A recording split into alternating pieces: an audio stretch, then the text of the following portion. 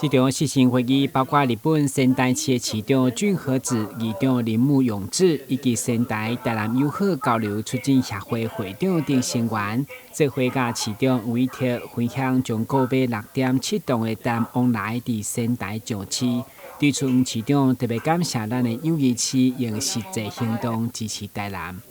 就很高兴听到仙台市即将举办台南市的凤梨贩售会的消息，非常感谢各位以实际的行动来支持台南的凤梨。台南市的凤梨甜度很高，又非常好吃，酸甜滋味让人想起南国的夏天。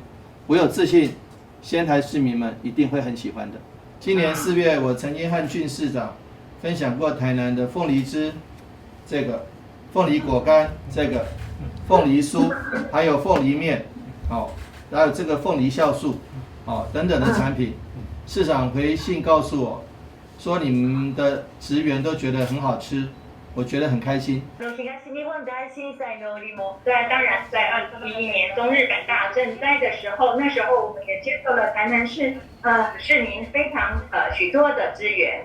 那当然，在去年开始的新型冠状病毒的感染病带就是蔓延的时候，那时候我们也接受了台南市给我们许多的支援，在此致上深深的感谢之意。那我们在接受台南市给我们这么多的医疗物资之后呢，我们真的是非常感谢。那现在我非常的期待，在不久的将来，台南跟仙台能够再继续恢复往日就是能够正常的交流，能够互相去访问双方的城市。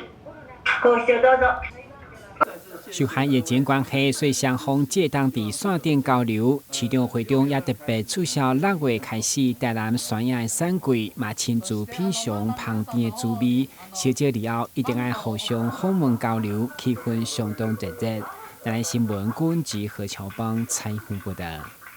我一定要寄给各位。好了，